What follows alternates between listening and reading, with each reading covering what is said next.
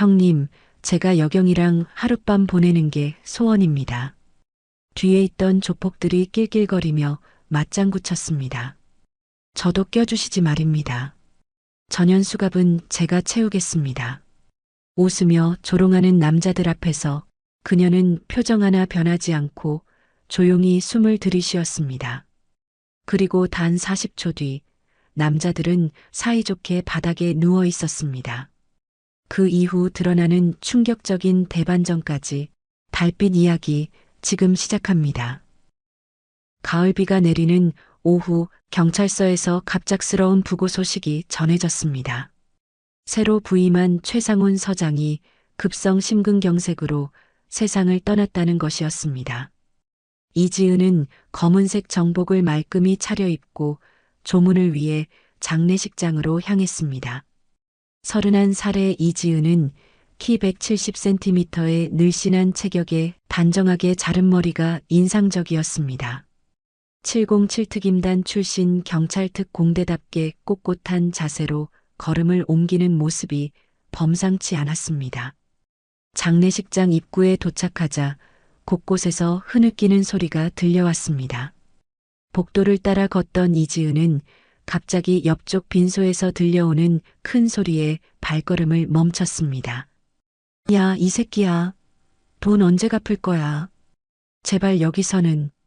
거친 욕설과 함께 뭔가 부딪히는 소리가 연달아 울렸습니다. 이지은이 소음이 나는 2호실 쪽으로 다가가자 더욱 심각한 상황이 벌어지고 있었습니다. 40대 초반으로 보이는 덩치 큰 남자가 상주로 보이는 60대 남자의 멱살을 잡고 흔들고 있었습니다. 그 남자는 키가 180cm가 넘었고 목과 팔에 십장색 문신이 새겨져 있었습니다. 조폭 우두머리 이대하가 상주한테 소리쳤습니다. 장례식 할 돈은 있고 갚을 돈은 없어? 너도 같이 하늘나라 보내줄까? 주변에 있던 조문객들은 무서워서 구석으로 몸을 피하고 있었습니다.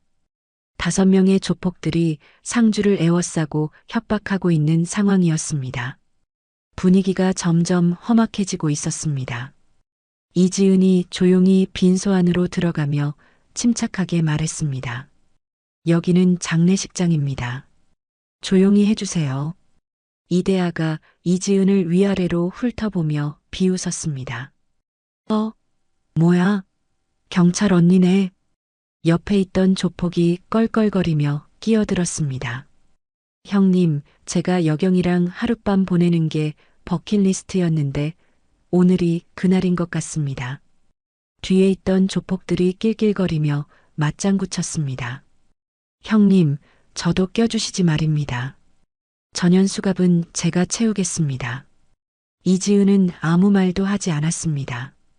표정 하나 바꾸지 않은 채 조용히 숨을 들이쉬며 발끝을 정리했습니다. 그 고요함이 점점 공기마저 조여오는 듯 했습니다. 이대하는 허리를 젖히며 깔깔 웃었습니다. 이야, 얘 표정 봐라. 우리를 잡아먹으려고 하는데 이러다 우리가 먹히겄다. 이지은의 표정이 차갑게 굳어졌습니다. 이대하가 이지은에게 성큼성큼 다가가며 위협했습니다. 그러니까 먹히고 싶지 않으면 그냥 가던 길 가. 괜히 몹쓸 일 당하지 말고. 그 말에 다른 조폭들이 킥킥거리며 음흉하게 웃었습니다. 그 웃음소리 속에 노골적인 조롱이 섞여 있었습니다. 그때 이지은이 낮고 단호한 목소리로 말했습니다. 나도 마지막으로 경고할게. 니들도 사람들 앞에서 쪽팔리기 싫으면 지금 당장 꺼져. 허허, 이년 봐라. 간이 배 밖으로 튀어나온 거야? 이대하가 눈살을 찌푸리며 비웃었습니다. 그는 거친 손으로 이지은의 팔을 잡으려 뻗었습니다. 그 순간 이지은의 몸에 날카로운 긴장감이 번졌습니다. 707특임단과 경찰특공대에서 익힌 전투 본능이 깨어나고 있었습니다. 주변 조문객들은 숨을 죽이며 긴장된 분위기를 감지하고 있었습니다. 이지은의 입꼬리에 차가운 미소가 스쳤습니다. 이대하가 이지은의 어깨를 밀치며 거만하게 말했습니다. 야, 여기서 더 까불면 진짜 다쳐. 그 순간 이지은이 정광석화처럼 움직였습니다. 이대하의 손목을 낚아채며 반대 방향으로 비틀어 관절을 역방향으로 꺾었습니다. 뼈가 어긋나는 소리와 함께 남자가 절규했습니다. 으악! 뭐야? 개 아파? 이대하가 무릎을 꿇으며 고통에 몸부림쳤습니다. 형님, 괜찮으십니까? 이런 미친년이. 두 번째 조폭이 황급히 이지은에게 달려들었습니다. 이지은이 이대하를 놓으며 달려오는 조폭을 맞이했습니다. 남자가 휘두른 주먹을 가볍게 옆으로 피한 후 손날로 그의 목 옆을 정확히 가격했습니다. 캣! 정확한 급소 타격에 두 번째 조폭이 그 자리에서 기절하며 쓰러졌습니다. 세 번째 조폭이 뒤에서 이지은을 껴안았습니다. 하지만 이지은은 그의 움직임을 이미 예상하고 있었습니다. 뒤꿈치로 그의 정강이를 가격한 후 팔꿈치로 그의 명치를 3번 연타했습니다. 흑흑흑. 세 번째 조폭이 고통스러워하며 이지은을 놓아주었습니다. 이지은이 몸을 돌리며 그의 낭심을 무릎으로 정확히 가격했습니다. 남자가 비명도 지르지 못하고 바닥에 쓰러져 몸부림쳤습니다. 네 번째 조폭이 의자를 들어 이지은을 향해 던졌습니다. 이지은이 몸을 숙여 의자를 피한 후 그의 다리를 발로 차서 균형을 무너뜨렸습니다. 넘어지는 남자의 팔을 잡아 등 뒤로 꺾어 올렸습니다. 아, 살려줘. 네 번째 조폭이 바닥에 엎드린 채 애원했습니다. 마지막 조폭이 주머니에서 무언가를 꺼내려 했지만 이지은의 발차기가 먼저 날아왔습니다. 그의 손목을 정확히 맞춰 물건을 떨어뜨린 후 상대방의 복부를 무릎으로 강타했습니다. 으악! 마지막 조폭도 벽에 기댄 채 주저앉았습니다. 5명의 조폭을 모두 제압하는 데 걸린 시간은 불과 40초였습니다. 빈소 안의 모든 사람들이 믿을 수 없다는 표정으로 이지은을 바라보았습니다. 상주였던 젊은 남자는 입을 벌린 채 멍하니 서 있었습니다. 이지은은 흐트러진 옷깃을 정리하며 수만 번 거칠게 쉬지 않았습니다. 머리카락 한 올도 흐트러지지 않은 모습이 더욱 놀라웠습니다. 이대하가 손목을 부여잡고 떨리는 목소리로 말했습니다. 너 뭐야? 대체 뭐하는 년이야? 이지은이 차갑게 내려다보며 단호하게 말했습니다. 그러니까 내가 경고할 때 그냥 꺼지라고 했지. 사람들 앞에서 안 쪽팔리냐? 이 덩어리들아? 다른 조폭들이 서둘러 일어나려 했지만 이지은의 시선에 움츠러들었습니다. 이대하가 부하들을 재촉하며 비틀거렸습니다. 야, 이 새끼들아. 가자. 조폭들이 서둘러 빈소를 빠져나가는 모습은 처절했습니다. 상주가 이지은에게 깊숙이 절하며 말했습니다. 정말 감사합니다, 경찰관님. 어떻게 감사를 드려야 할지. 이지은이 정중히 고개를 끄덕이며 대답했습니다. 아니에요. 당연한 일을 했을 뿐입니다. 주변 조문객들도 이지은을 경외의 눈빛으로 바라보며 박수를 쳤습니다. 방금 벌어진 일이 현실인지 꿈인지 구분하기 어려웠기 때문입니다. 조폭들을 제압한 후 이지은은 흐트러진 제복을 정리하고 원래 가려던 서장의 빈소로 향했습니다. 복도를 걸으며 그녀는 방금 일어난 일을 되돌아봤지만 별다른 감정의 변화는 없었습니다. 사무실 빈소 앞에 도착하자 조용한 분위기가 이지은을 맞았습니다. 문 앞에는 고 최상훈이라는 명패가 걸려 있었습니다. 이지은은 깊게 숨을 들이쉬고 빈소 안으로 들어갔습니다. 빈소 안에는 서장의 영정 사진이 놓여 있었고 그 앞에 한 여인이 앉아 있었습니다. 60대 초반으로 보이는 그 여인은 검은 한복을 단정히 차려입고 있었습니다. 망연자실한 표정으로 조문객들을 맞고 있었지만 깊은 슬픔이 그녀의 얼굴에 어려 있었습니다. 이지은이 조용히 다가가 정중하게 인사했습니다. 안녕하세요. 이지은입니다. 서장님의 갑작스러운 별세에 깊은 조의를 표합니다. 김미화가 고개를 들어 이지은을 바라보았습니다. 순간 그녀의 눈빛이 놀라움으로 가득 찼습니다. 마치 유령을 본 것처럼 김미화의 얼굴이 하얗게 질렸습니다. 아, 네. 고맙습니다. 김미화가 떨리는 목소리로 대답했습니다. 하지만 그녀의 시선은 이지은의 얼굴에서 떠나지 않았습니다. 이지은은 영정 앞에 꽃을 놓고 깊숙이 절했습니다. 절을 하는 동안 목 옆쪽이 살짝 드러났고 거기에는 초승달 모양의 작은 흉터가 있었습니다. 김미화가 그 흉터를 보는 순간 온몸이 떨리기 시작했습니다.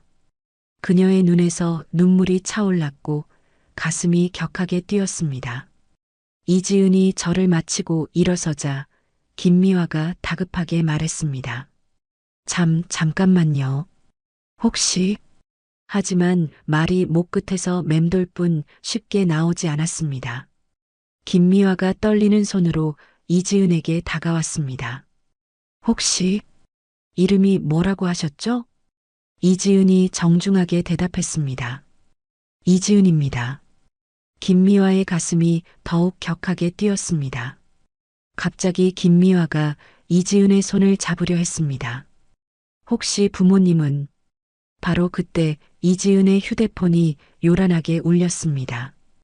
이지은이 급하게 전화를 받았습니다. 여보세요? 네, 선생님. 전화기 너머로 간절한 목소리가 들려왔습니다. 지은 씨, 지금 도윤 씨 상태가 좋지 않습니다. 빨리 와주셔야 할 것 같아요. 이지은의 얼굴이 순간 창백해졌습니다. 네, 알겠습니다. 지금 바로 갈게요. 이지은이 서둘러 전화를 끊고 김미화에게 고개를 숙였습니다. 죄송합니다. 급한 일이 생겨서. 김미화가 아쉬워하며 이지은의 소매를 붙잡았습니다. 잠깐만요. 제발 잠깐만. 하지만 이지은은 이미 빈소를 나서고 있었습니다. 남편의 위급한 상황에 다른 생각을 할 여유가 없었기 때문입니다. 김미화는 이지은의 뒷모습을 바라보며 눈물을 흘렸습니다. 그녀의 가슴에는 말할 수 없는 아픔과 그리움이 밀려왔습니다. 주차장으로 뛰어가던 이지은은 손이 떨리며 차 키를 떨어뜨렸습니다. 바닥에서 키를 주워들며 그녀는 간절히 기도했습니다. 제발 남편에게 아무 일도 일어나지 않기를 바라면서 차에 시동을 걸었습니다. 병원으로 가는 길에 이지은은 신호등에서 잠깐 멈췄을 때 백미러를 통해 자신의 목을 보았습니다. 김미화가 유독 관심을 보였던 초승달 흉터가 목 옆에 있었습니다. 어릴 적 어떻게 생긴 흉터인지도 기억나지 않는 상처였습니다. 한편 장례식장에서는 김미화가 남편의 영정 앞에 무릎을 꿇고 있었습니다. 김미화가 떨리는 손으로 지갑에서 낡은 사진 한 장을 꺼냈습니다. 5살 정도 된 어린 소녀가 환하게 웃고 있는 사진이었습니다. 소녀의 목에는 작은 초승달 모양의 흉터가 희미하게 보였습니다. 목의 흉터까지 똑같아요, 여보. 김미화가 사진을 가슴에 꼭 안으며 눈물을 흘렸습니다. 병원에 도착한 이지은은 중환자실로 뛰어갔습니다. 투명한 유리창 너머로 산소 마스크를 쓰고 누워있는 박도윤이 보였습니다. 그의 얼굴은 창백했고 각종 의료기기들이 그를 둘러싸고 있었습니다. 김민준 박사가 이지은에게 다가왔습니다. 간 기능이 급격히 악화되고 있습니다. 지금 상태로는... 이지은이 의사의 말을 끊었습니다. 뭐든지 할 수 있는 치료는 다 해주세요. 제발이요. 김민준 박사가 고개를 저었습니다. 이제는 간이식만이 유일한 방법입니다. 하지만 적합한 기증자를 찾기가... 이지은의 가슴이 무너져 내렸습니다. 남편의 생명이 위급한 상황에서 가족도 없고 기증자도 찾을 수 없는 절망적인 현실이 그녀를 짓눌렀습니다. 이지은은 남편 박도윤이 입원한 병원 중환자실 앞에서 사흘째 밤을 지새우고 있었습니다. 의자에 웅크리고 앉은 그녀의 얼굴은 지친 기색이 역력했지만 남편을 지켜보는 눈빛만은 간절했습니다. 간이식 수술을 위한 적합한 기증자를 찾기 위해 온갖 방법을 동원해봤지만 소득이 없었습니다. 김민준 박사가 이지은에게 다가와 안타까운 표정을 지었습니다. 이지은 씨, 좀 쉬셔야 해요. 이러다가 보호자분까지 쓰러지면 어떻게 해요? 이지은이 고개를 저으며 대답했습니다. 괜찮습니다, 박사님. 혹시 기증자 소식은 없나요? 김민준 박사가 한숨을 쉬며 말했습니다. 안타깝게도 아직까지는. 그때 복도 끝에서 김미화가 조심스럽게 걸어오고 있었습니다. 사흘 동안 이지은을 찾아다녔던 그녀는 경찰서장이었던 남편의 옛 동료들을 통해 이곳을 알아냈습니다. 이지은이 김미화를 발견하고 놀란 표정을 지었습니다. 서장님 부인이세요? 어떻게 여기를? 김미화가 이지은에게 조심스럽게 말했습니다. 그날 장례식장에서 급하게 나가시는 모습을 보고 혹시 무슨 일이신가 싶어서요. 이지은이 고개를 숙이며 대답했습니다. 감사합니다. 남편이 갑자기 쓰러져서 간이식이 급한 상황이에요. 저도 남편도 모두 고아원 출신이라 어디 부탁하거나 기댈 곳도 없고 고아라는 말을 들은 김미화의 눈빛이 더욱 간절해졌습니다. 그녀는 이지은의 손을 꼭 잡으며 떨리는 목소리로 말했습니다. 김미화가 이지은의 눈을 똑바로 바라보며 애끓는 목소리로 물었습니다. 지은 씨, 저번에 내가 하려던 말. 아무리 봐도 지은 씨가 내 딸 민주 같아. 혹시 어릴 때 잃어버린 기억 같은 건 없나요? 이지은이 김미화의 뜬금없는 물음에 당황했습니다. 갑작스러운 질문에 머릿속이 혼란스러워졌고 동시에 희미한 기억의 조각들이 떠오르기 시작했습니다. 이지은의 눈앞에 어릴 적 모습들이 흐릿하게 스쳐갔습니다. 따뜻한 품에 안겨있던 기억, 자장가를 불러주던 목소리, 그리고 갑자기 모든 것이 사라진 순간까지. 하지만 여전히 선명하지 않은 기억들이었습니다. 이지은이 떨리는 목소리로 대답했습니다. 저는 어릴 때 기억이 거의 없어요. 5살 이후부터만 기억나고. 김미화의 눈에서 눈물이 흘러내렸습니다. 우리 민주도 5살 때 실종됐어요.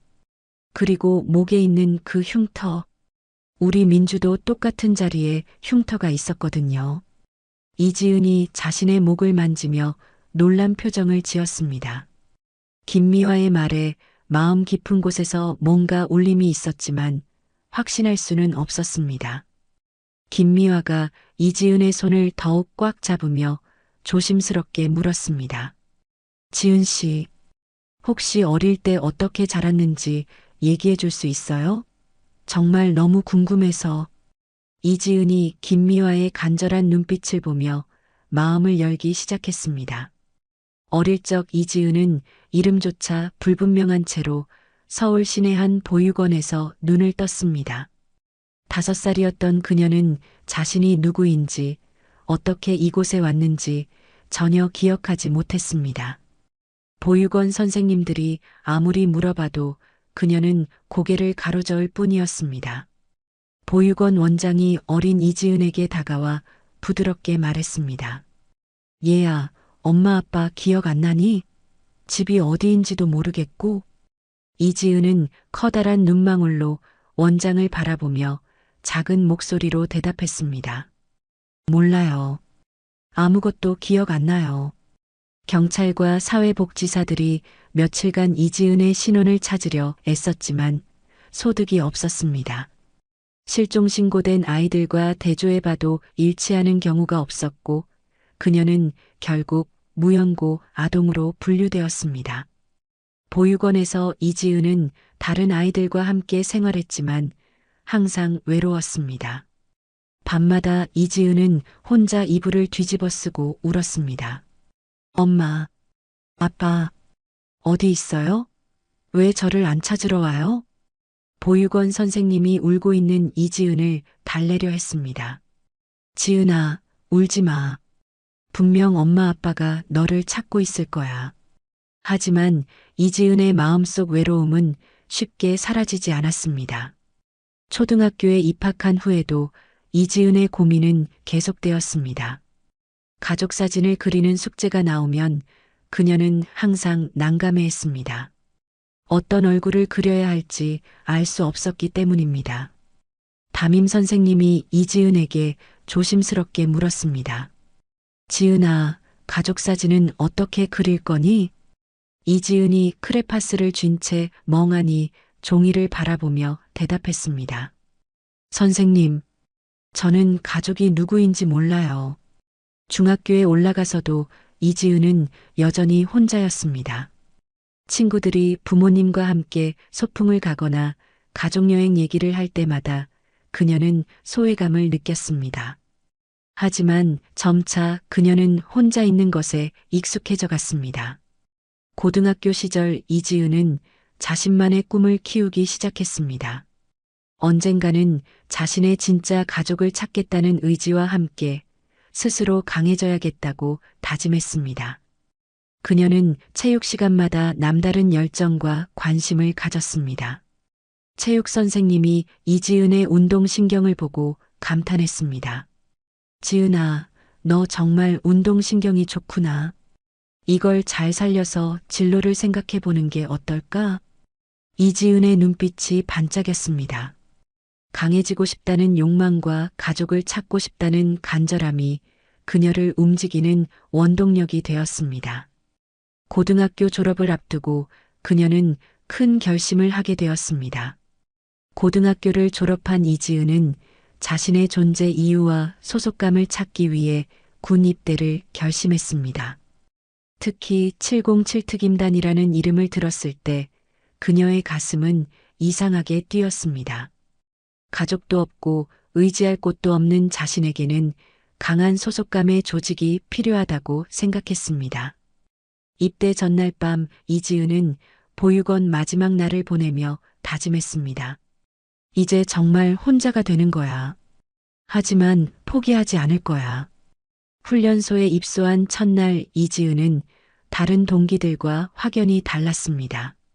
대부분의 동기들이 가족들과 작별 인사를 마치고 들어온 반면 그녀는 홀로 훈련소 문을 들어섰습니다.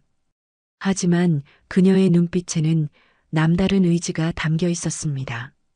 훈련소 교관이 단상 위에서 엄격하게 말했습니다. 여기서는 너희 과거가 중요하지 않다. 오직 의지와 끈기만이 너희를 살려줄 것이다. 이지은은 그 말을 들으며 가슴이 뛰었습니다. 과거가 중요하지 않다는 말이 그녀에게는 새로운 희망처럼 들렸습니다. 기초 체력 훈련에서 이지은은 남자들보다 뒤처지는 모습을 보였습니다. 팔굽혀펴기를 제대로 하지 못해 바닥에 주저앉기도 했고 구보를 할 때도 숨이 가빠 뒤처졌습니다. 다른 동기들이 쉽게 해내는 것들이 그녀에게는 힘겨운 시련이었습니다. 동기 중 한 명이 이지은에게 다가와 말했습니다. 이지은, 괜찮아? 너무 무리하지 마. 이지은이 땀을 닦으며 대답했습니다. 괜찮아. 나는 포기할 수 없어. 그 밤 이지은은 다른 동기들이 잠든 후에도 혼자 운동을 계속했습니다. 생활관 뒤쪽에서 팔굽혀펴기와 윗몸 일으키기를 반복하며 자신의 한계를 뛰어넘으려 애썼습니다. 남들보다 2배, 3배 더 노력해야만 따라갈 수 있다는 것을 깨달았기 때문입니다. 훈련 3주차가 되자 이지은의 체력은 눈에 띄게 향상되었습니다. 처음에는 10개도 힘들었던 팔굽혀펴기를 50개씩 할 수 있게 되었고 구보에서도 앞쪽 그룹에 속하게 되었습니다. 707특임단 선발 시험은 상상을 초월하는 혹독함이었습니다. 수중훈련, 야간 행군, 극한 상황 훈련 등 모든 것이 한계를 시험하는 과정이었습니다. 많은 지원자들이 중도에 포기했지만 이지은은 끝까지 버텨냈습니다. 마지막 면접에서 면접관이 이지은에게 물었습니다. 왜 707에 들어오고 싶은가?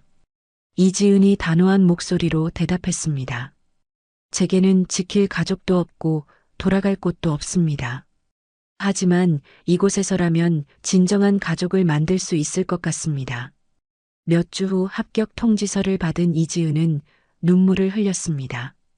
드디어 자신이 속할 곳을 찾은 것 같았고 새로운 인생이 시작되는 느낌이었습니다. 707특임단에 배치된 이지은은 본격적인 특전사 훈련을 받기 시작했습니다. 새벽 4시에 시작되는 체력 단련부터 야간 침투 훈련까지 하루 20시간이 넘는 혹독한 일정이었습니다. 하지만 이지은은 그 어떤 훈련도 포기하지 않았습니다. 근접 전투 훈련에서 이지은은 남다른 재능을 보였습니다. 교관이 시범을 보이는 격투술 동작을 한 번만 봐도 완벽하게 따라했고 실전에서도 뛰어난 응용력을 발휘했습니다. 사격 훈련에서도 이지은은 두각을 나타냈습니다. 처음 총을 잡아본 것임에도 불구하고 명중률이 95%를 넘었고 움직이는 표적을 맞추는 고급 과정에서도 상위권 성적을 기록했습니다. 동기들 사이에서도 그녀의 실력은 이미 소문이 나 있었습니다. 6개월 후 이지은은 첫 실전 임무에 투입되었습니다. 테러범 소탕 작전이었는데 선배들과 함께 적진에 침투하는 것이었습니다. 작전 브리핑을 받는 동안 이지은의 심장은 격하게 뛰었지만 동시에 이상한 흥분감도 느꼈습니다. 작전 중 이지은은 완벽한 팀워크를 보여주었습니다. 선배들의 지시를 정확히 따르면서도 위험한 순간에는 재빠른 판단력으로 동료들을 구해냈습니다. 임무를 성공적으로 마친 후 부대장이 그녀를 칭찬했습니다. 부대장이 이지은의 어깨를 두드리며 말했습니다. 이지은 하사, 첫 실전치고는 정말 훌륭했다. 앞으로가 기대되는군. 이지은이 경례를 하며 대답했습니다. 감사합니다, 부대장님. 하지만 그날 밤 이지은은 악몽에 시달렸습니다. 어릴 적 잃어버린 기억들이 파편처럼 떠올랐다가 사라지기를 반복했습니다. 따뜻한 품, 자장가 소리, 그리고 갑자기 모든 것이 어둠 속으로 사라지는 장면까지. 이지은이 식은땀을 흘리며 잠에서 깨어났습니다. 엄마, 아빠. 늦은 밤 혼자 앉아 창밖을 바라보며 이지은은 생각에 잠겼습니다. 707에서 동료들과 함께 있을 때는 외로움을 잊을 수 있었지만 혼자 있을 때면 여전히 공허함이 밀려왔습니다. 선배 부사관이 이지은에게 다가와 말했습니다. 지은아, 왜 안 자고 있어? 내일 또 훈련 있는데. 이지은이 고개를 돌리며 대답했습니다. 선배, 저는 언제쯤 제 가족을 찾을 수 있을까요? 선배가 이지은 옆에 앉으며 말했습니다. 우리가 내 가족이잖아. 707이 너의 진짜 집이야. 이지은은 선배의 말에 고개를 끄덕였지만 마음 깊은 곳의 그리움은 여전히 사라지지 않았습니다. 그녀는 매일 밤 잃어버린 기억을 되찾고 싶다는 간절한 소망을 품으며 잠들었습니다. 707특임단에서 3년째 복무 중이던 이지은은 휴가를 맞아 서울 시내 한 대학병원에 건강검진을 받으러 갔습니다. 병원 복도를 걷던 이지은은 박도윤과 우연히 어깨를 부딪혔습니다. 박도윤은 깡마른 몸에 병색이 완연했지만 그의 눈빛은 깊은 슬픔과 함께 알 수 없는 강인함을 담고 있었습니다. 이지은은 그 눈빛에서 묘한 동질감을 느꼈습니다. 마치 거울을 보는 듯 자신과 닮은 외로움과 상처를 보았기 때문입니다. 이지은이 먼저 고개를 숙이며 사과했습니다. 죄송합니다. 제가 앞을 제대로 보지 못했습니다.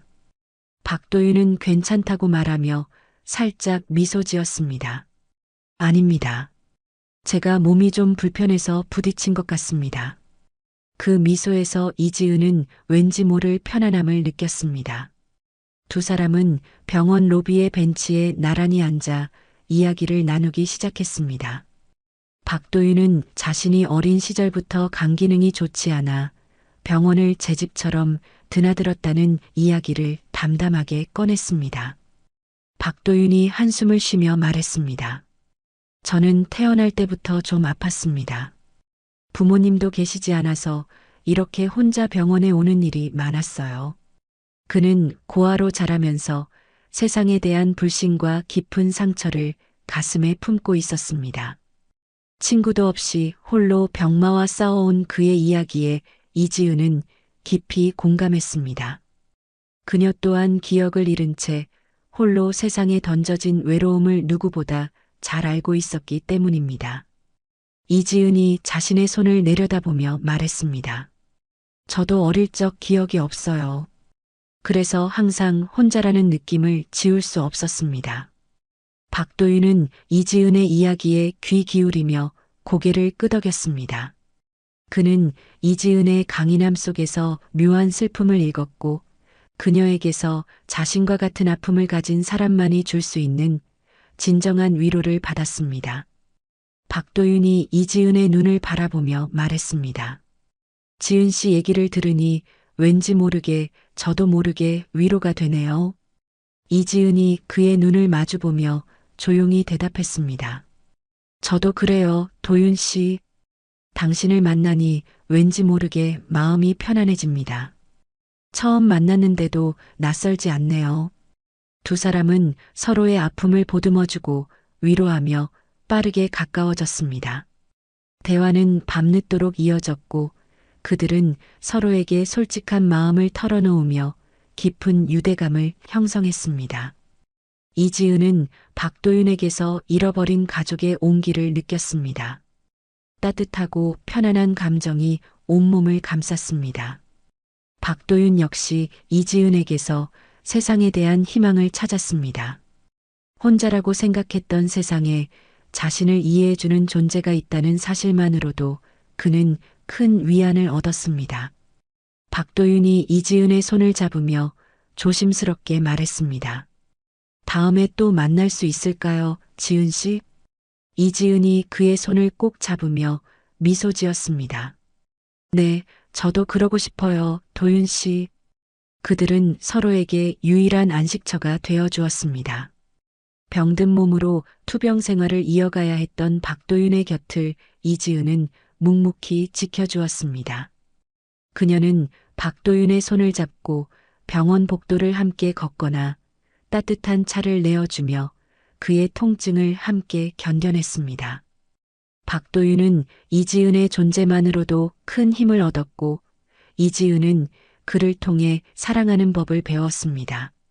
그들은 서로의 상처를 딛고 진정한 사랑에 빠졌습니다. 이지은의 휴가가 끝날 무렵 두 사람은 다음 만남을 기약하며 아쉬운 작별을 고했습니다. 이지은과 박도윤이 만난 지 1년 후 두 사람의 사랑은 더욱 깊어졌습니다. 박도윤은 그녀에게 조심스럽게 청혼했습니다. 한강공원 벤치에 앉아 석양을 바라보며 박도윤이 떨리는 목소리로 말했습니다. 박도윤이 이지은의 손을 잡으며 말했습니다. 지은아, 나와 결혼해 줄래? 우리 둘 다 가족이 없지만 서로가 서로에게 진짜 가족이 되어주자. 이지은의 눈에 눈물이 고였습니다. 그녀가 평생 그리워했던 가족이라는 단어를 박도윤이 선물해 준 것 같았습니다. 이지은이 고개를 끄덕이며 대답했습니다. 네, 좋아요. 우리 진짜 가족이 되어요. 작은 교회에서 열린 두 사람의 결혼식에는 707 동료들과 박도윤의 직장 동료들만이 참석했습니다. 가족이 없는 두 사람이었지만 서로를 바라보는 눈빛만으로도 충분히 행복해 보였습니다. 이지은은 웨딩드레스를 입고서도 늠름한 자세를 잃지 않았고 박도윤은 그런 그녀를 자랑스럽게 바라보았습니다. 결혼 후 이지은은 전역을 하고 새로운 인생을 고민하기 시작했습니다. 707에서의 경험을 살려 경찰이 되기로 결심했습니다. 잃어버린 가족을 찾는데도 도움이 될 것이라는 생각도 있었습니다. 박도윤이 이지은의 결정을 듣고 걱정스럽게 말했습니다. 박도윤은 비록 몸이 약했지만 그녀의 결정을 누구보다 존중하고 지지했습니다. 그는 이지은의 손을 잡으며 말했습니다. 지은이 내가 원하는 일이라면 무엇이든 지지할게. 첫 배치를 받은 이지은은 열정적으로 일했습니다. 작은 사건부터 큰 사건까지 성실하게 처리했고 시민들로부터 신뢰를 얻었습니다. 특히 실종자나 가족을 찾는 사건에는 남다른 열정을 보였습니다. 선배가 이지은을 보며 말했습니다. 이지은, 실종 사건만 나오면 눈빛이 달라지네. 개인적인 사연이 있나? 이지은이 씁쓸하게 웃으며 대답했습니다. 저도 어릴 때 가족을 잃어서요. 그런 아픔을 아니까 더 열심히 하게 되는 것 같아요. 집에서는 박도윤의 건강을 세심히 챙겼습니다. 정기검진을 거르지 않게 하고 몸에 좋은 음식을 해주며 무리하지 않도록 항상 신경 썼습니다. 박도윤도 아내의 사랑에 보답하려고 자신의 건강 관리에 더욱 신경을 썼습니다. 저녁 식사 자리에서 박도윤이 이지은에게 말했습니다. 여보, 고마워. 당신 덕분에 나는 정말 행복해. 이지은이 따뜻하게 웃으며 대답했습니다. 저도 당신 때문에 행복해요. 우리 오래오래 함께해요. 두 사람은 서로를 믿고 의지하며 하루하루를 소중히 살아갔습니다. 하지만 박도윤의 간 기능은 서서히 악화되고 있었습니다. 이지은에게는 박도윤이 유일한 가족이었고 그를 지키는 것이 자신의 사명이라고 생각했습니다. 지금껏 살아온 이야기를 마친 이지은은 김미화의 간절한 눈빛을 마주하고 있었습니다. 30년 넘게 잃어버린 딸을 그리워했던 어머니의 절절한 마음이 그녀에게 고스란히 전해졌습니다. 이지은의 가슴 깊은 곳에서 뭔가 울림이 있었지만 아직 확신할 수는 없었습니다. 김미화가 이지은의 손을 더욱 꽉 잡으며 떨리는 목소리로 말했습니다. 지은 씨, 아무리 봐도 제 딸 민주인 것 같아요. 그 눈빛, 그 얼굴, 모든 게 똑같아요. 이지은이 당황하며 대답했습니다. 하지만 아직 확실하지 않잖아요. 최소한 혈액형이라도 확인해봐야. 김미화가 고개를 끄덕이며 말했습니다. 아, 그렇죠. 혹시 혈액형이 어떻게 되세요? 이지은이 대답했습니다. 저는 B형이에요. 김미화가 말했습니다. 저는 RH-O형이에요. 일단 혈액형으로는 제 딸일 확률이 있네요. 이지은이 갑자기 놀라며 말했습니다. 어머님, 혹시 RH-O형이라고 하셨나요? 김미화가 고개를 끄덕였습니다. 네, 왜요? 이지은이 흥분하며 말했습니다. 남편이 바로 RH-O형이에요. 희귀한 혈액형이라 간이식 기증자를 찾기가 너무 어렵다고 했거든요. 김미화의 눈이 번쩍 뜨였습니다. 정말요? 그럼 혹시 모르니까 간이식 적합성 검사를 받아볼까요? 이지은이 놀라며 말했습니다. 정말요? 하지만 위험할 수도 있는데. 김미화가 단호하게 대답했습니다. 괜찮아요. 만약 정말 당신이 제 딸이라면 사위를 구하는 건 당연한 일이잖아요. 그때 김민준 박사가 다가와 두 사람의 대화를 들었습니다. 혈액형이 일치한다면 간이식 가능성을 검토해 볼 수 있습니다. 우선 정밀 검사부터 해보시죠. 김미화가 이지은을 바라보며 말했습니다. 그리고 DNA 검사도 함께 해봐요. 이렇게 운명적으로 만난 건데 그냥 우연일 리가 없어요. 이지은의 마음이 복잡해졌습니다. 이지은이 조심스럽게 말했습니다. 정말 감사합니다. 하지만 부담스러우실 텐데. 김미화가 이지은의 손을 두 손으로 감싸며 말했습니다. 부담이 아니에요. 제 마음이 이렇게 확신하는데 분명히 우리는 운명으로 만난 거예요. 검사실에서 혈액 채취를 받으며 김미화가 이지은에게 말했습니다. 지은 씨, 어릴 때 특별히 기억나는 물건이나 장소는 없어요? 이지은이 생각해보며 대답했습니다. 글쎄요. 가끔 꿈에서 작은 곰인형이 나와요. 하지만 그게 진짜 기억인지 꿈인지 모르겠어요. 김미화의 눈에 눈물이 고였습니다. 곰인형. 우리 민주가 가장 좋아했던 게 작은 곰인형이었어요. 이지은이 김미화의 반응을 보고 가슴이 뛰기 시작했습니다.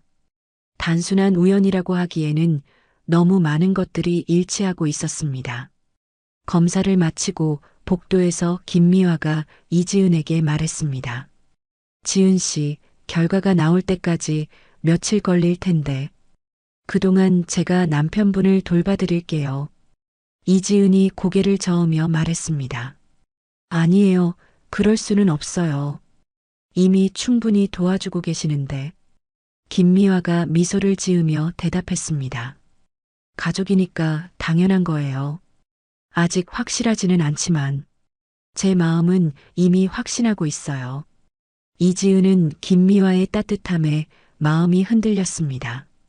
30년 넘게 그리워했던 가족의 온기가 이런 것일까 하는 생각이 들었습니다. 그녀는 DNA 검사 결과가 나오기를 간절히 기다리며 복잡한 감정 속에서 하루하루를 보내야 했습니다. 다음 날 오후 김민준 박사가 검사 결과를 들고 이지은을 찾아왔습니다. 그의 얼굴에는 희망적인 표정이 어려 있었고 손에 든 서류를 보며 만족스러워 했습니다. 이지은은 중환자실 앞 복도에서 초조하게 기다리고 있었습니다. 김민준 박사가 이지은에게 다가와 말했습니다.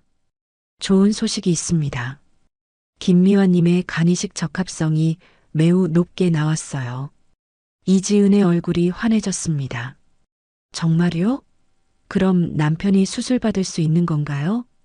김민준 박사가 고개를 끄덕이며 대답했습니다. 네, 혈액형도 일치하고 조직적 합성도 좋습니다. 수술 성공 가능성이 매우 높아요. 그때 김미화가 복도로 걸어왔습니다. 그녀의 얼굴에는 기쁨과 기대가 섞인 표정이 어려 있었습니다. 마치 오랜 기다림 끝에 소중한 무언가를 찾은 듯한 모습이었습니다. 김미화가 이지은에게 다가와 말했습니다. 박사님께 들었어요. 검사 결과가 좋다고 하시던데? 이지은이 고개를 끄덕이며 대답했습니다. 네, 정말 감사해요. 어떻게 보답을 드려야 할지. 김미화가 이지은의 손을 잡으며 말했습니다. 보답은 무슨?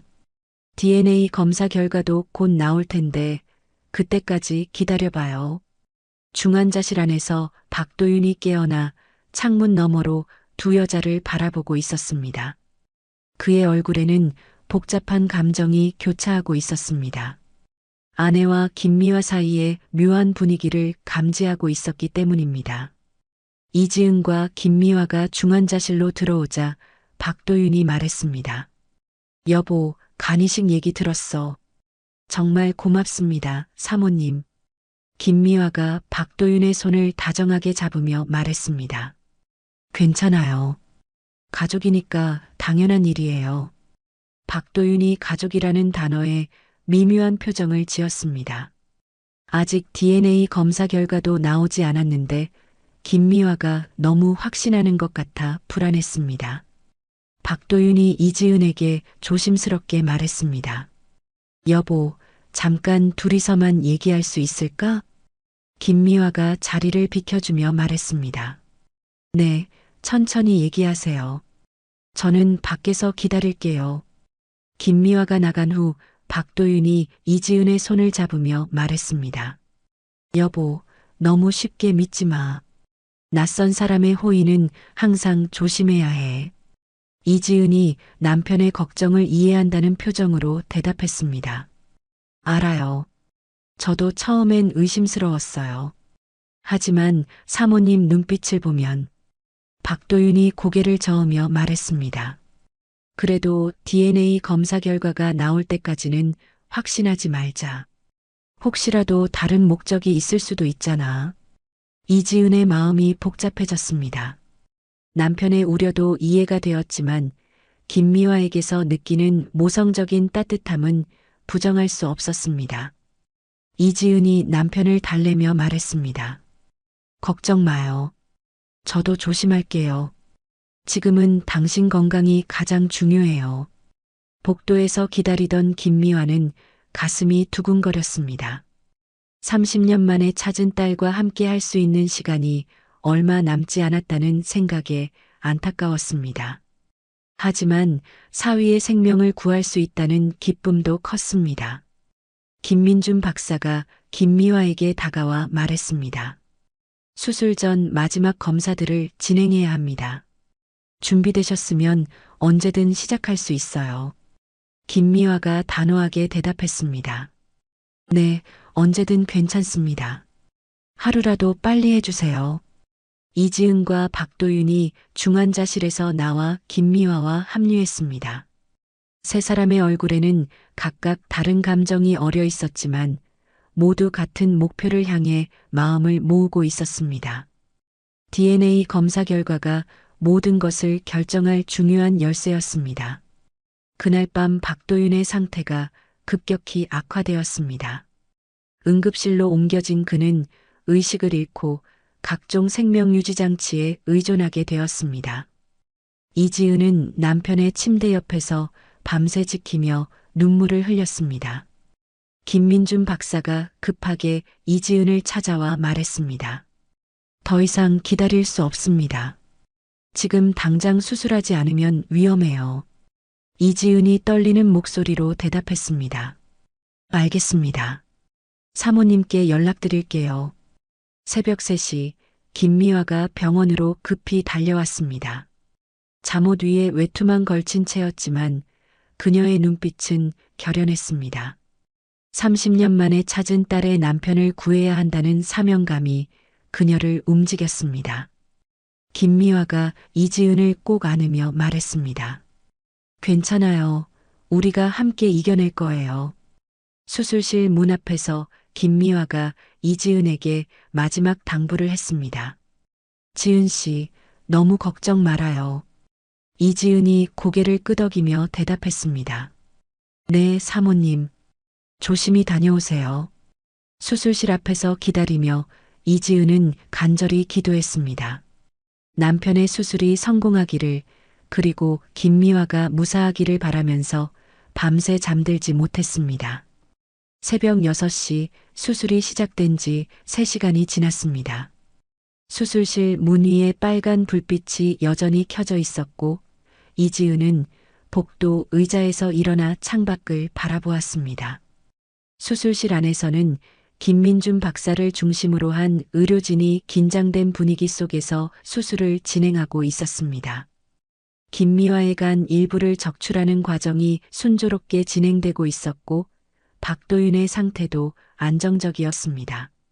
수술실 밖에서는 이지은이 걱정스런 마음으로 시계를 바라보고 있었습니다. 그때 수술실에서 김민준 박사가 나와 이지은을 찾았습니다. 수술복을 입은 그의 얼굴에는 안도의 표정이 어려 있었습니다. 김민준 박사가 이지은에게 다가와 말했습니다. 수술이 성공적으로 끝났습니다. 두 분 모두 상태가 양호해요. 이지은의 얼굴이 환해졌습니다. 정말요? 모두 괜찮은 거예요? 김민준 박사가 고개를 끄덕이며 대답했습니다. 네, 이식이 잘 되었습니다. 김미화 님도 곧 회복실로 옮겨질 예정이고요. 이지은이 안도의 한숨을 내쉬었습니다. 마침내 남편의 생명을 구할 수 있었고 김미화의 희생 덕분이었습니다. 회복실로 이동하는 길에 이지은은 김미화와 박도윤을 번갈아 보며 감격했습니다.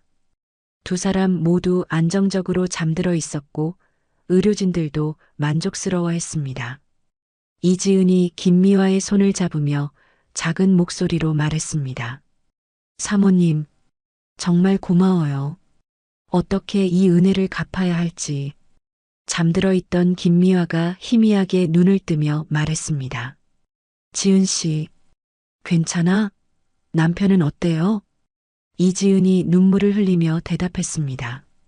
네, 모두 잘 됐어요. 사모님 덕분이에요.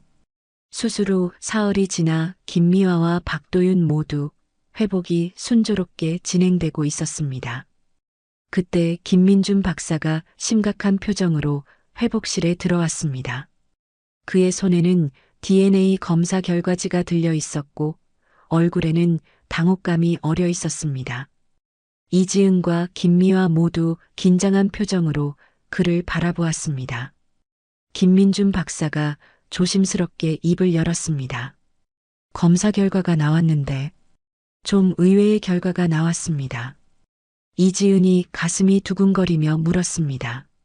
어떤 결과인가요? 김민준 박사가 결과지를 보며 말했습니다. 죄송합니다. DNA 검사 결과 모녀 관계가 아닙니다. 순간 회복실 안이 정적에 휩싸였습니다. 이지은의 얼굴이 창백해졌고 김미화는 믿을 수 없다는 표정을 지었습니다. 김미화가 떨리는 목소리로 말했습니다. 말도 안 돼. 목에 흉터까지 똑같은데. 이지은도 혼란스러워하며 대답했습니다. 정말요? 재검사는 해보셨나요? 김민준 박사가 고개를 끄덕이며 말했습니다. 네, 2번 확인했습니다. 결과는 동일해요. 혈연 관계가 아닙니다. 김미화의 눈에서 눈물이 흘러내렸습니다. 30년 동안 품어온 희망이 한순간에 무너지는 느낌이었습니다. 그녀는 이지은의 손을 놓으며 고개를 떨어뜨렸습니다. 김미화가 절망적인 목소리로 말했습니다. 그럼 내가 착각한 거였구나. 미안해, 지은 씨. 괜한 기대를 하게 해서. 이지은도 마음이 무너져 내렸습니다. 잠시나마 느꼈던 가족의 온기가 착각이었다는 사실에 깊은 상실감을 느꼈습니다. 이지은이 김미화를 위로하며 말했습니다. 아니에요, 사모님. 저도 정말 그럴 것 같았는데. 어쨌든 남편을 살려주신 건 정말 너무 감사합니다. 박도윤이 조심스럽게 말했습니다. 사모님 정말 감사합니다. 이 은혜를 어떻게... 김미화가 박도윤을 바라보며 말했습니다. 도윤 씨, 건강하게 회복하는 게 제일 중요해요. 이지은은 DNA 검사 결과를 받아들이려 애썼지만 마음 한구석에는 여전히 의문이 남았습니다. 그날 밤 이지은은 혼자 복도에 나와 창밖을 바라보며 생각에 잠겼습니다. 가족을 찾았다는 기쁨도 잠시, 다시 혼자가 되었다는 현실이 그녀를 무겁게 눌렀습니다. 하지만 남편이 살아난 것만으로도 감사하다고 스스로를 달랬습니다. 2주 전 조폭 두목 이대하는 다른 조직의 두목들과 함께 룸살롱에서 술자리를 갖고 있었습니다. 그날은 장례식장 사건 다음 날이었습니다. 그의 왼팔에는 아직 깁스가 감겨 있었고 얼굴 곳곳에 멍든 자국이 남아 있었습니다. 다른 조직 보스들은 그의 모습을 보며 킥킥거리고 있었습니다. 상대편 조직 보스가 이대하를 비웃으며 말했습니다. 야, 이대하. 계집애한테 털렸다며? 완전 웃기네. 옆에 앉은 또 다른 보스가 소주잔을 들며 끼어들었습니다. 아니, 이제 쪽팔려서 뭐같이 다닐 수야 있겠냐? 이대하의 얼굴이 붉어지며 주먹을 불끈 쥐었습니다. 술기운까지 더해져 그의 분노는 극에 달했습니다. 자존심이 바닥에 떨어진 기분이었습니다. 이대하가 소주병을 탁자에 내려치며 소리쳤습니다. 닥쳐 새끼들아. 다른 보스들이 더욱 크게 웃으며 놀려댔습니다. 그래, 그만해. 그년이 뭐 슈퍼우먼이었나 보지. 하하. 이대하가 자리에서 벌떡 일어나며 부하들을 향해 소리쳤습니다. 야, 너희들. 당장 그년에 대해 싹 다 알아와. 뒤졌어. 부하 중 한 명이 고개를 끄덕이며 대답했습니다. 네, 형님, 이미 조사 들어갔습니다. 곧 보고 드리겠습니다. 이틀 후 이대하의 사무실에서 부하들이 조사 결과를 보고했습니다. 책상 위에는 이지은의 사진과 각종 신상 정보가 담긴 서류들이 펼쳐져 있었습니다. 부하가 서류를 가리키며 말했습니다. 형님, 이름은 이지은. 707특임단 출신의 현재는 경찰특공대고요. 이대하가 서류를 들여다보며 이를 갈았습니다. 역시 보통 년은 아니었어. 다른 부하가 조심스럽게 덧붙였습니다. 그리고 고아 출신이라던데요. 근데 최근에 친모로 추정되는 사람과 만났다는 얘기가 돌고 있습니다. 조만간 DNA 검사도 받는다는 정보까지 입수했습니다. 이대하의 눈빛이 섬뜩하게 변했습니다. 복수할 방법을 찾은 것 같다는 표정이었습니다. 이대호가 의자에 기대며 음흉하게 웃었습니다. 부하가 조심스럽게 물었습니다. 형님, 어떻게 하실 건가요? 이대하가 손가락으로 책상을 두드리며 말했습니다. 일단 그년 앞으로 경찰질 못하도록 하고 친모도 못 만나게 해. 그래야 평생 혼자 벽에 똥칠이나 하면서 살지. 부하가 감탄하며 고개를 끄덕였습니다. 와, 형님 정말 기가 막힙니다. 알겠습니다. 아예 일상 자체를 무너뜨려 놓겠습니다. 이대하는 자리에서 일어나 창밖을 내다보며 느긋하게 담배를 꺼내 물었습니다. 다른 부하가 망설이며 입을 열었습니다.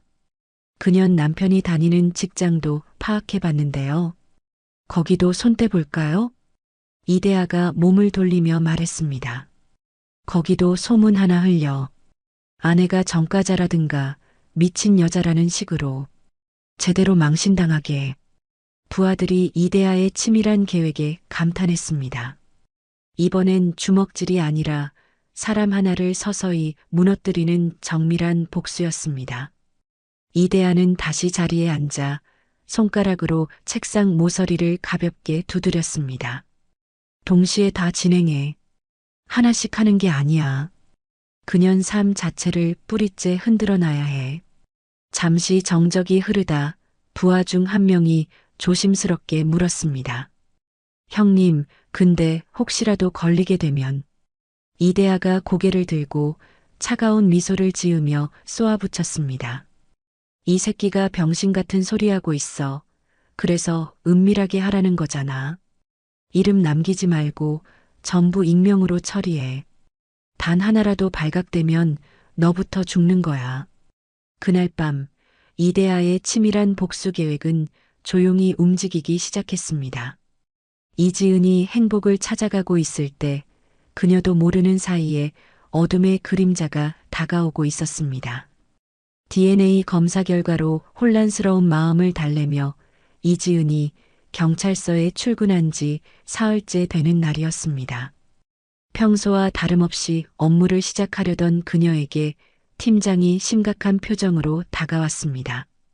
팀장의 손에는 여러 장의 민원 서류가 들려 있었습니다. 팀장이 이지은을 사무실로 불러 말했습니다. 이경희, 좀 이상한 일이 생겼어. 며칠 사이에 너에 대한 민원이 연달아 들어왔어. 이지은이 당황하며 서류를 받아보았습니다. 민원이요? 무슨 내용인가요? 팀장이 한숨을 쉬며 대답했습니다. 과도한 무력 사용, 시민에 대한 불친절, 직권남용. 이런 내용들이야. 이지은이 서류를 읽어보며 말했습니다. 이상하네요. 최근에 그런 일이 있었던가. 아, 혹시 장례식장 사건 때문인가? 팀장이 고개를 끄덕이며 말했습니다. 그런 것 같기도 하고. 근데 신고자들이 모두 익명이라 확인이 안 돼. 그날 오후 이지은이 순찰을 마치고 집으로 향하는 길에 휴대폰이 계속 울렸습니다. 모르는 번호에서 걸려오는 전화들이었는데 받을 때마다 욕설이나 협박성 내용이었습니다. 전화를 받은 이지은에게 거친 목소리가 들려왔습니다. 야, 이년아. 내가 그 경찰이지? 시민들 괴롭히는 거 그만해. 이지은이 침착하게 대답했습니다. 누구세요? 무슨 말씀이신지. 상대방이 전화를 끊어버렸습니다. 이런 전화가 하루에 수십 통씩 걸려왔습니다. 집에 도착한 이지은은 아파트 현관문 앞에서 깜짝 놀랐습니다. 문에 빨간 페인트로 폭력 경찰 아웃이라는 낙서가 크게 적혀 있었습니다. 이지은이 관리사무소에 전화를 걸어 말했습니다. 현관문에 낙서가 있는데 CCTV 확인 가능한가요? 관리소 직원이 대답했습니다. 그쪽은 사각지대라서 죄송합니다. 바로 지워드릴게요. 이틀 후 박도윤이 다니던 재활센터에서 전화가 왔습니다. 박도윤이 전화를 받고 당황한 표정을 지었습니다. 재활센터 직원이 전화로 말했습니다. 죄송한데요. 최근에 익명의 전화가 계속 와서 당분간 치료를 중단해야 할 것 같습니다. 박도윤이 놀라며 대답했습니다. 갑자기 왜요? 무슨 전화가 왔길래? 재활센터 직원이 난처한 목소리로 말했습니다. 환자분 부인이 폭력적인 경찰이라는 내용의 전화가 다른 환자들이 불안해하셔서 이지은이 전화를 받아 말했습니다. 여보세요. 제가 그 당사자인데요. 무슨 오해가 있는 것 같은데. 하지만 상대방은 이미 전화를 끊은 상태였습니다. 그날 저녁 이지은은 집 근처 편의점에 들렀다가 이상한 시선들을 느꼈습니다. 점원과 손님들이 자신을 보며 수군거리는 소리가 들렸습니다. 편의점 손님이 다른 손님에게 속삭였습니다. 저 사람이 그 폭력 경찰이래. 집으로 돌아가는 길에 이지은은 자신이 감시당하고 있다는 느낌을 받았습니다. 뒤를 돌아보니 검은색 승용차가 천천히 따라오고 있었습니다. 이지은이 길을 바꿔 걸어보니 그 차도 방향을 바꿨습니다. 집에 도착한 이지은이 박도윤에게 말했습니다. 여보, 최근에 이상한 일들이 계속 일어나고 있어. 누군가 우리를 괴롭히고 있는 것 같아. 박도윤이 걱정스러운 표정으로 대답했습니다. 혹시 장례식장에서 그 사람들 때문인가? 경찰서에 신고해봐. 이지은이 고개를 저으며 말했습니다. 증거가 없어. 모든 게 익명으로 이뤄지고 있어서.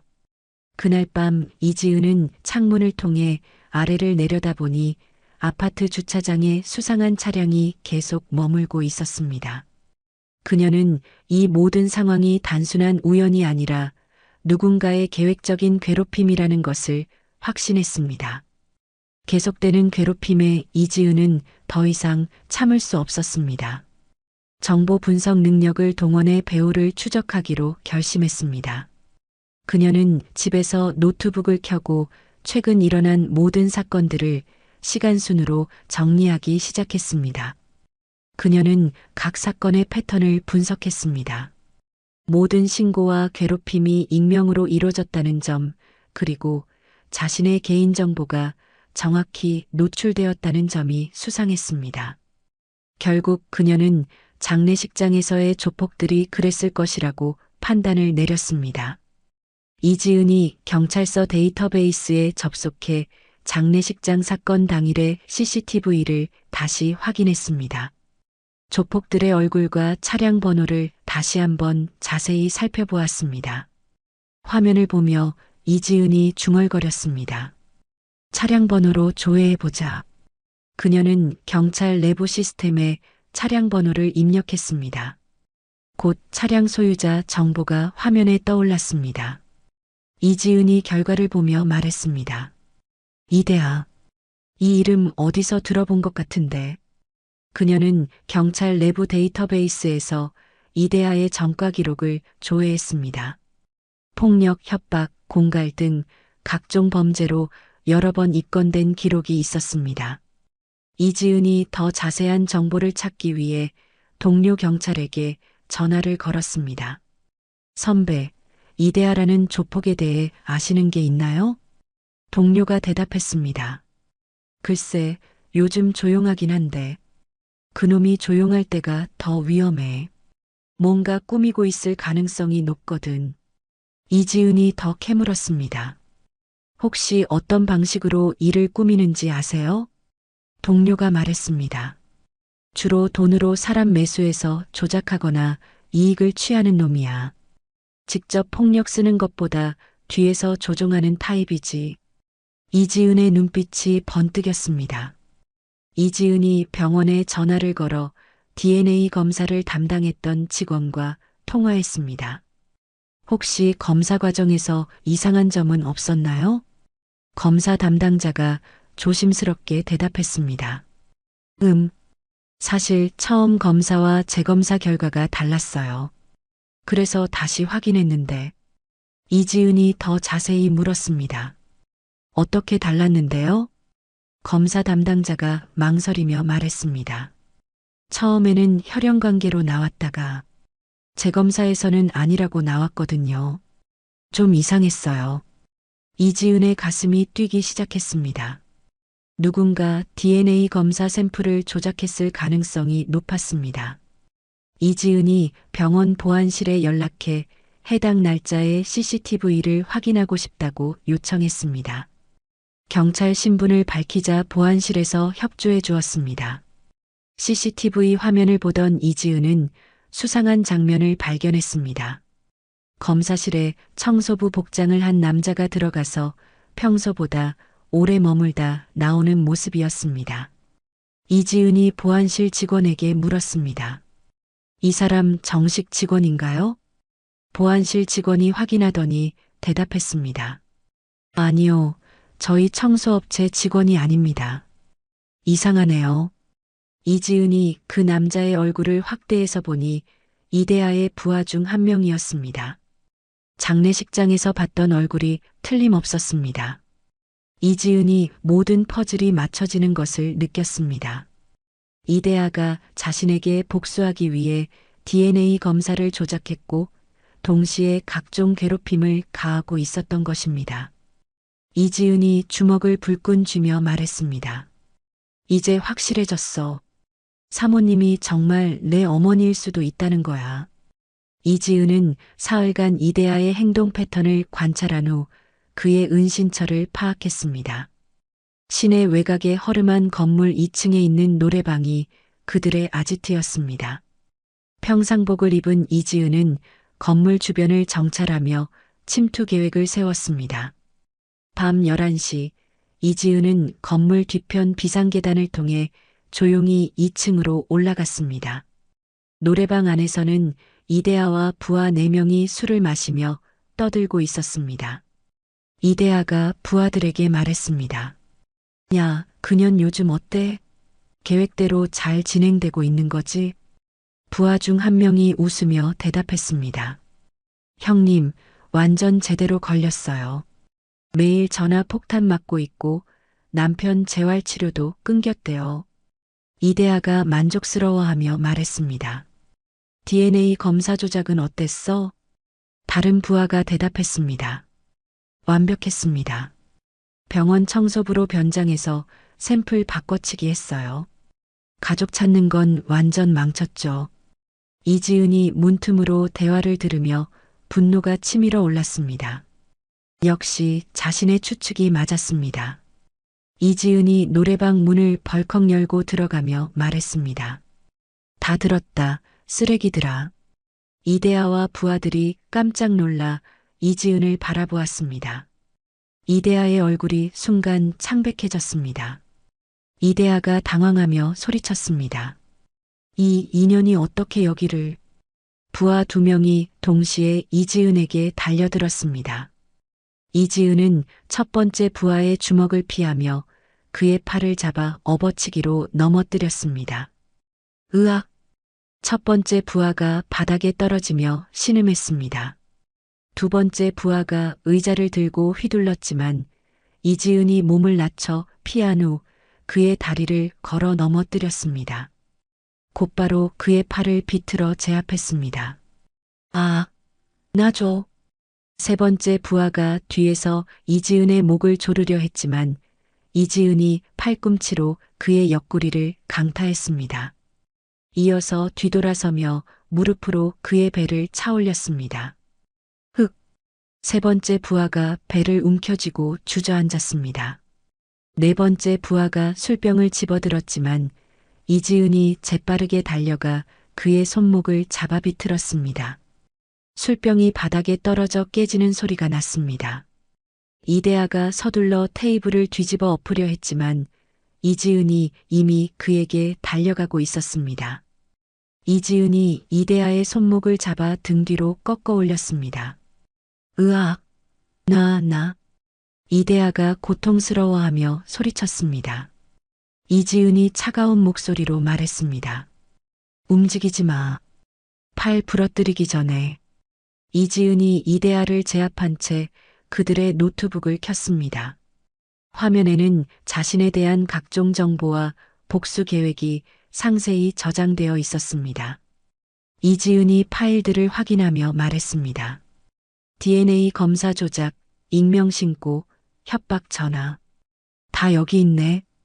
이지은이 USB를 꽂아 모든 증거를 복사했습니다. 이지은이 이대하를 놓으며 말했습니다. 자, 이제 다 끝났으니까 남은 술마저 다 마시고 경찰서에서 만나자. 이대하와 부하들이 모두 바닥에 쓰러진 채 신음하고 있었습니다. 그들은 이지은의 압도적인 실력에 완전히 제압당했습니다. 이지은이 휴대폰으로 112에 신고했습니다. 폭력 조직 검거 요청합니다. 위치는 곧이어 경찰차 사이렌 소리가 들려왔습니다. 이지은은 확보한 증거를 가슴에 품으며 진실을 밝힐 준비를 마쳤습니다. 다음 날 오전 이지은은 이대하로부터 확보한 모든 증거를 가지고 김민준 박사를 찾아갔습니다. 김민준 박사는 그 내용을 보고 경악을 금치 못했습니다. 김민준 박사가 컴퓨터 화면을 보며 말했습니다. 이건 정말 충격적이군요.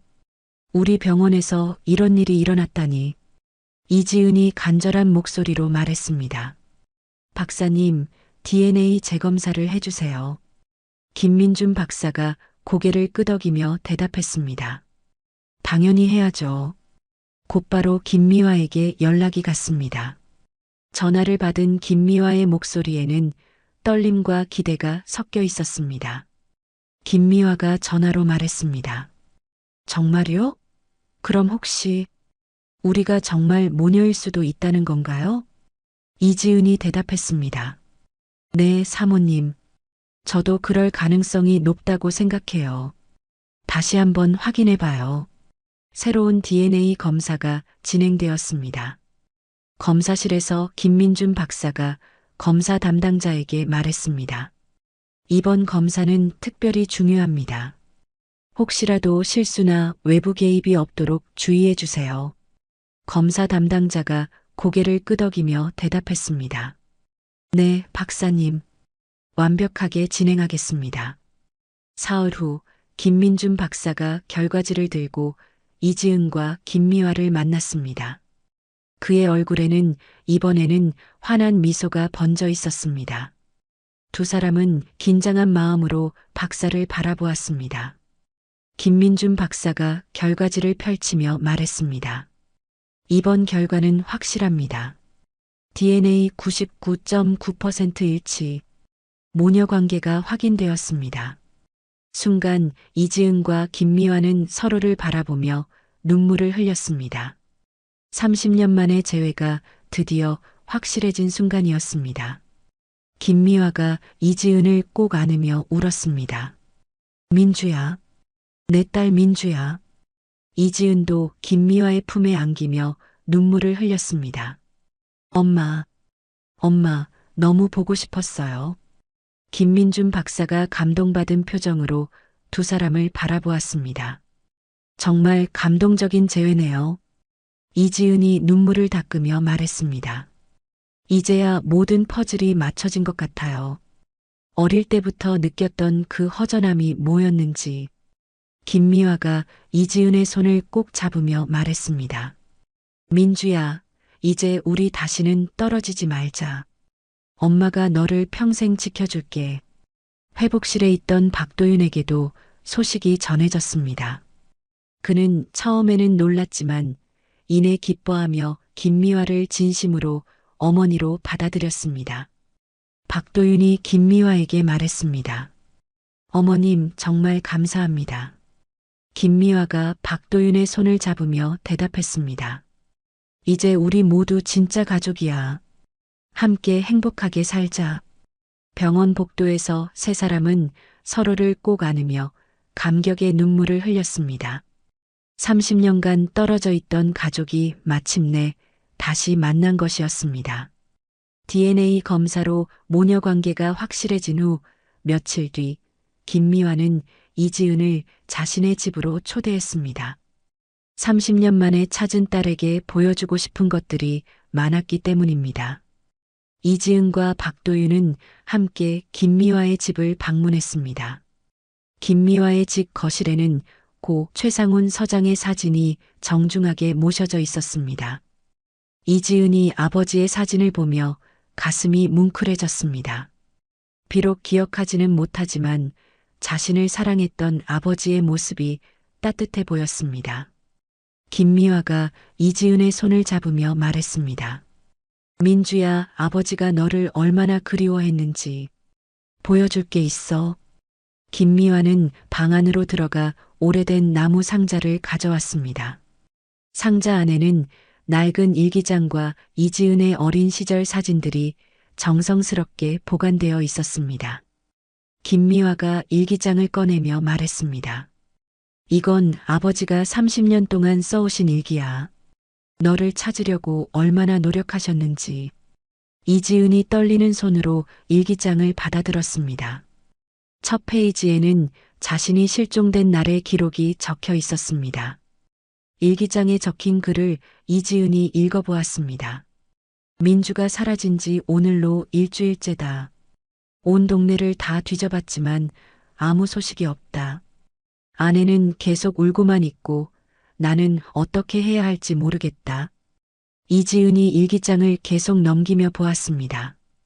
아버지가 자신을 찾기 위해 밤낮 없이 노력했던 기록들이 빼곡히 적혀 있었습니다. 일기장 중간 부분에서 이지은이 특별한 기록을 발견했습니다. 오늘 새싹 보육원에서 민주와 비슷한 나이의 아이를 봤다. 혹시나 해서 확인해 봤지만 우리 민주가 아니었다. 그래도 그 아이가 불쌍해서 후원금을 조금 보냈다. 박도윤이 그 부분을 보고 깜짝 놀랐습니다. 새싹 보육원. 저도 어릴 때 거기서 잠깐 지냈었는데요.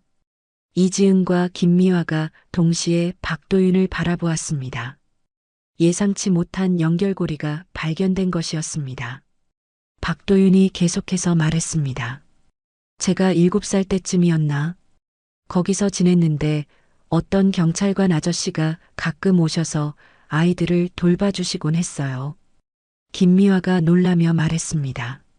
그게 우리 남편이었구나. 민주를 찾다가 도윤이를 만났던 거네. 이지은이 일기장의 마지막 부분으로 넘어갔습니다. 거기에는 최근 날짜의 기록들이 있었습니다.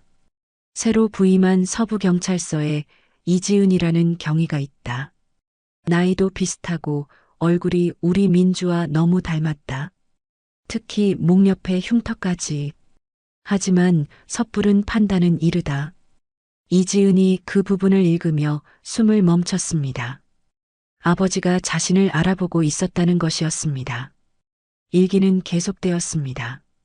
오늘 이지은 경위와 짧게 인사를 나눴다.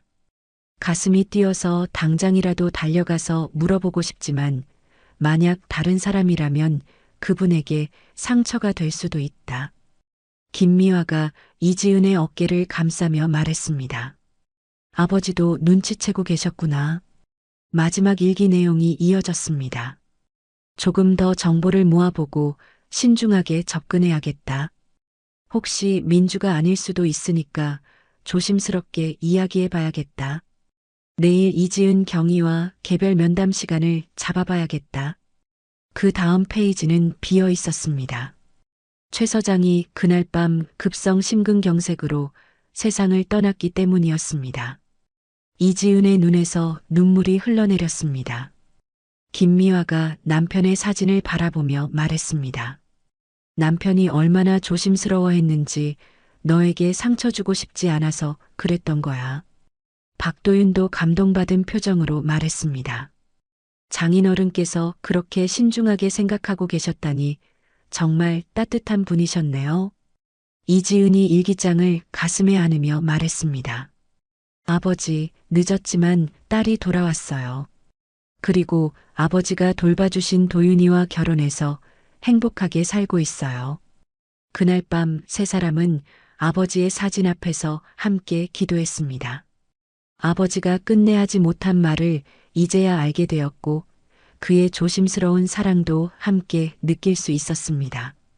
모든 것이 우연이 아닌 운명이었다는 것을 다시 한번 확인하며 그들은 더욱 깊은 유대감을 느꼈습니다. 박도윤이 태어난 후 이지은은 김미화를 자신의 집으로 모셨습니다. 넓지는 않았지만 따뜻한 분위기의 아파트에서 세 사람이 함께 생활하기 시작했습니다. 30년 만에 이뤄진 가족의 재회는 모든 것을 새롭게 만들어 주었습니다. 김미화가 이지은의 집 곳곳을 둘러보며 말했습니다. 민주야, 집이 참 따뜻하게 꾸며져 있구나. 역시 우리 딸이야. 이지은이 김미화의 팔을 부드럽게 잡으며 대답했습니다. 엄마가 계시니까 더 따뜻해진 것 같아요. 이제 진짜 집 같아요. 거실에서 박도윤이 소파에 편안하게 앉아 두 여자의 모습을 바라보았습니다. 건강을 되찾은 그의 얼굴에는 생기가 돌았고 가족과 함께하는 일상이 얼마나 소중한지 새삼 깨달았습니다. 저녁 준비를 하며 이지은과 김미화가 함께 부엌에 서 있었습니다. 김미화가 이지은에게 어릴 적 좋아했던 음식들을 하나씩 알려주었습니다. 김미화가 당근을 썰며 말했습니다. 민주야, 너 어릴 때 당근을 정말 싫어했어. 그래서 엄마가 아주 잘게 썰어서 넣어줬지. 이지은이 신기해하며 대답했습니다. 정말요? 지금도 당근을 별로 안 좋아하는데. 역시 엄마 딸이네요. 김미화가 웃으며 계속 말했습니다. 그리고 계란말이를 정말 좋아했어. 매일 해달라고 조르곤 했지. 이지은이 놀라며 말했습니다. 엄마, 저 지금도 계란말이 제일 좋아해요. 신기해라. 두 사람이 함께 요리하는 모습을 보며 박도윤이 미소를 지었습니다. 아내가 잃어버린 기억들을 하나씩 되찾아가는 것 같았습니다.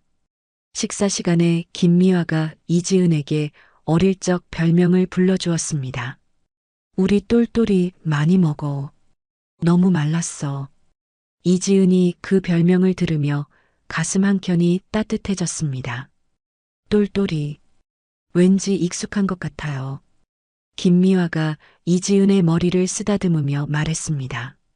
그럼 어릴 때 엄마가 매일 불러줬는데 우리 똘똘이가 제일 영리하다고.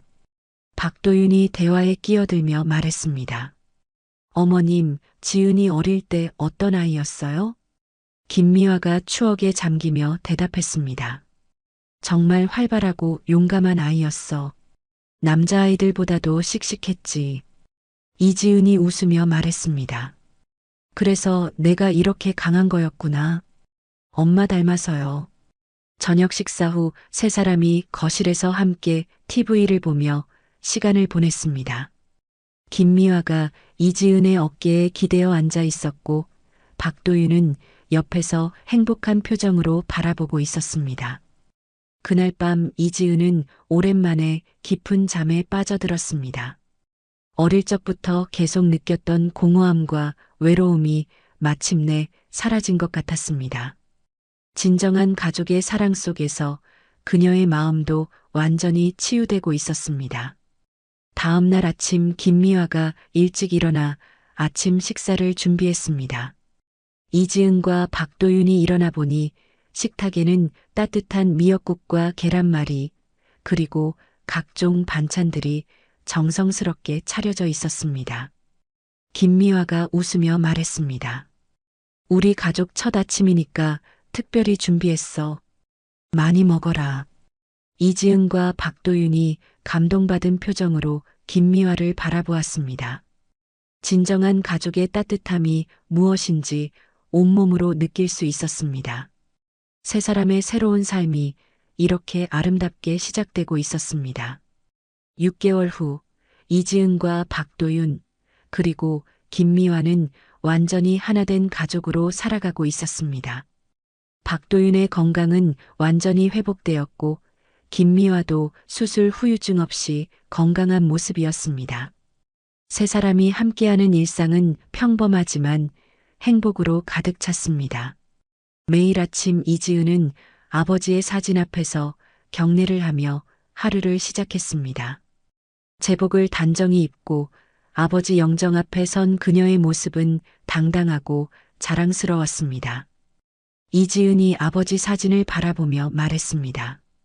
아버지, 딸이 매일 잘 지내고 있어요. 아버지의 뜻을 이어받아 좋은 경찰이 되겠습니다. 김미화가 뒤에서 이지은을 바라보며 뿌듯해했습니다. 아빠도 하늘에서 우리 민주를 자랑스러워하고 계실 거야.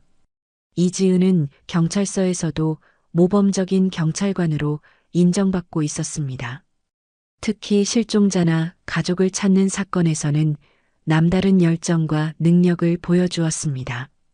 자신의 경험을 바탕으로 다른 가족들의 재회를 도와주는 일에 보람을 느꼈습니다. 동료 경찰이 이지은에게 말했습니다. 이 경위 요즘 더 밝아진 것 같아. 가족을 찾아서 그런가? 이지은이 환하게 웃으며 대답했습니다. 네, 정말 행복해요. 그래서 더 열심히 일할 수 있는 것 같아요. 퇴근 후 집에 돌아오면 김미화가 항상 따뜻한 저녁을 준비해서 기다리고 있었습니다. 박도윤도 직장에서 돌아와 세 사람이 함께 식사하는 시간이 하루 중 가장 행복한 순간이었습니다. 식탁에서 김미화가 이지은에게 말했습니다. 민주야, 오늘은 어떤 일이 있었어? 이지은이 숟가락을 놓으며 대답했습니다. 오늘은 실종된 할머니를 찾아드렸어요. 가족들이 정말 기뻐하시더라고요. 박도윤이 아내를 자랑스럽게 바라보며 말했습니다. 역시 우리 지은이야. 다른 가족들에게도 희망을 주고 있구나. 주말에는 세 사람이 함께 아버지 산소를 찾아가곤 했습니다. 김미화와 이지은이 정성스럽게 성묘를 하고 박도윤도 장인어른께 감사 인사를 드렸습니다. 이지은이 아버지 산소 앞에 꽃을 놓으며 말했습니다. 아버지, 저희 가족 모두 건강하고 행복해요. 걱정 마세요. 김미화가 남편의 묘비를 쓰다듬으며 말했습니다. 여보, 우리 민주 찾았어요. 그리고 좋은 사위도 얻었고요. 정말 감사해요. 박도윤도 깊숙이 절하며 말했습니다. 장인어른, 제가 어머님과 지은이 잘 모시겠습니다. 안심하세요. 어느 날 저녁 이지은이 자신의 경험을 바탕으로 실종 가족들을 돕는 봉사단체를 만들자고 제안했습니다. 김미화와 박도윤 모두 흔쾌히 동의했습니다. 이지은이 두 사람에게 말했습니다. 우리처럼 헤어진 가족들이 다시 만날 수 있도록 도와주고 싶어요. 김미화가 고개를 끄덕이며 대답했습니다. 좋은 생각이야. 우리가 받은 기적을 다른 사람들과도 나누자. 박도윤도 동의하며 말했습니다. 나도 도와줄게. 우리 경험이 다른 가족들에게도 희망이 될 거야. 몇 달 후 가족을 찾아주는 사람들이라는 봉사단체가 만들어졌습니다. 이지은의 전문성과 김미화의 따뜻함, 그리고 박도윤의 성실함이 합쳐져 많은 가족들의 재회를 도왔습니다. 1년 후 이지은은 지역사회에서 모범 경찰관으로 표창을 받았습니다. 시상식에는 김미화와 박도윤이 함께 참석해서 지은을 자랑스럽게 바라보았습니다. 시상식 후 이지은이 두 사람에게 말했습니다. 이 모든 게 우리 가족이 있어서 가능한 일이에요. 정말 고마워요. 김미화가 이지은을 꼭 안으며 말했습니다. 우리 민주가 이렇게 훌륭하게 자라줘서 엄마가 더 고마워. 박도윤도 아내의 어깨를 두드리며 말했습니다. 당신이 내 자랑이야. 앞으로도 계속 응원할게. 그날 밤 세 사람은 거실에 앉아 지난 시간들을 되돌아보며 이야기를 나누었습니다. 이지은이 김미화와 박도윤을 바라보며 말했습니다. 우리 영원히 함께해요. 다시는 떨어지지 말고. 김미화와 박도윤이 동시에 고개를 끄덕였습니다. 세 사람의 사랑은 시간이 흘러도 변하지 않을 영원한 유대였습니다. 그들의 이야기는 끝나지 않은 아름다운 여정이었고 앞으로도 계속될 따뜻한 사랑의 기록이었습니다. 오늘 이야기 어떠셨나요? 혹시 마지막까지 들어주신 분이 계시다면 잘 들었다고 댓글 하나만 남겨주세요. 여러분에게도 달빛 같은 순간이 찾아올 거예요. 지금까지 달빛 이야기였습니다. 늘 평온한 하루 되시길 바랍니다. 감사합니다.